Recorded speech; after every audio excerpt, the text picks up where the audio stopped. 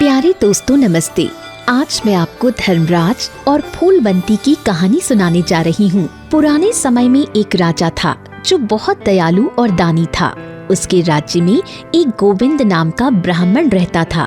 वो बहुत ही ज्ञानी और प्रतिभाशाली था। उसकी पत्नी भी बहुत सुशील और पतिव्रता और धार्मिक थी। उसका नाम फूलवंती था।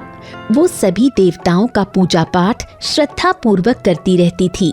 वो एकादशी का व्रत भी रखती थी तथा यथाशक्ति दान पुण्य भी करती। अतिथि सेवा में सदा तत्पर रहती थी, पर उसने कभी धर्मराज की पूजा नहीं की थी। धर्म व्रत आदि करते करते ही उसकी मृत्यु हो गई। धर्म के प्रभाव से यमदूत उसे यमलोक ले गए। चित्रगुप्त ने उसके पूरे जीवन के पाप पुण्य का हिसाब किताब पढ़कर सुनाया। धर्मराज उसकी पतिव्रता, धार्मिक प्रवृत्ति आदि गुणों से बहुत प्रभावित हुए, पर उनके चेहरे पर प्रसन्नता नहीं थी। धर्मराज की प्रतिक्रिया देखकर फूलवंती ने पूछा, मैंने तो हमेशा दान धर्म किया, अच्छे आचरण किए, फिर भी आप उदास क्यों हैं? धर्मराज ने कहा, तुमने सभी देवी देवताओं की आराधना की, सबको संतुष्ट किया है, पर मेरे नाम से कभी दान पुण्य नहीं किया।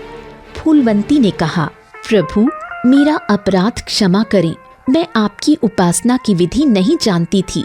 आप कृपा करके आराधना की विधि बताइए ताकि मैं आपका स्नेह प्राप्त कर सकूं। मुझे वापस मृत्यु लोक भेज दीजिए। मैं वहां जाकर आपको खुश करने का उपाय करूंगी और दूसरे लोगों को भी बताऊंगी।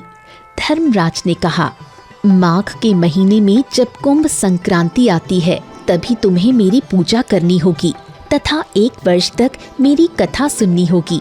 मेरी आराधना में एक दिन का भी व्यवधान नहीं होना चाहिए। आपातकाल में भी धर्म के 10 अंगों का पालन करना पड़ेगा। ये 10 अंग हैं: संतोष, क्षमा, मन को वश में रखना, पराई वस्तुओं की चोरी न करना, विपरीत लिंग के आकर्षण से बचना, मन और शरीर की शुद्धि, इंद्रियों को वश में रखना, कुविचारों का त्याग, पूजा पाठ, कथा सुनना, व्रत रखना, दान पुण्य करना, सत्य बोलना, क्रोध न करना आदि हैं। यथाशक्ति परोपकार करते रहना होगा। अगली कुंभ संक्रांति को व्रत का उद्यापन करना होगा। सोने या चांदी की मूर्ति बनवाकर किसी योग्य ब्राह्मण के द्वारा यज्ञ हवन कराना होगा। मूर्ति की प्राण प्रतिष्ठा करने के लिए पंचामृत से उसको स्नान करा के फूल चंदन द्वारा पूजा करनी होगी। साथ में चित्रगुप्त जी की भी पूजा करनी होगी। काले सफेद तिल के लड्डुओं का भोग लगाना होगा। उसके बाद ब्राह्मणों को भोज कराना होगा। इसके पश्चात 5.25 सेर धान और ज्वार किसी मंदिर में या ब्राह्मण को भेंट करना होगा।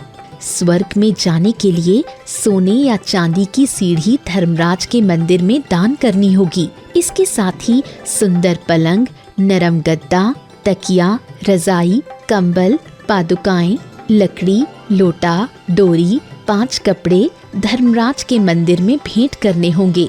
शक्ति हो तो काली या सफेद गाय धर्मराज के मंदिर में दान करनी होगी। ये कहकर धर्मराज चुप हो गए। फूलवंती ने ध्यान से सारी बातें सुनी। उसने धर्मराज से प्रार्थना की, यमदूतों के द्वारा मुझे फिर से धरती पर भेज दीजिए। धर्मराज ने उसे वापस जाने की आज्ञा दे दी। इधर धरती पर उसके शरीर में प्राण आ गए। फूलवंती के पुत्र बोलने लगे, अरे ये तो चमत्कार हो गया, माताजी जीवित हो उठी। उसके बाद फूलवंती ने पति और पुत्रों से धर्मराज की कही सारी बातें बता दी। कुंभ संक्रांति आने पर उसने धर्मराज की आराधना और कथा सुनना शुरू कर दिया। साथ ही धर्म के अंगों का पालन करने लगी। फूलवंती ने पूरे वर्ष विधि पूर्वक सभी क्रियाएं की। वर्ष पूरा होने पर उसने उद्यापन किया। मृत्यु के पश्चात वो स्वर्ग लोक गई। सभी देवताओं ने उसका स्वागत किया। हे धर्मराज, आपने जैसे फूलवंती को स्वर्ग का रास्ता दिखाया, वैसे ही इस कथा को सुनने वाले पर कृपा करना। आपको ये कहानी कैसी लगी? ऐसी और कहानियाँ सुनने के लिए इसे लाइक और शेयर करें। धन्यवाद।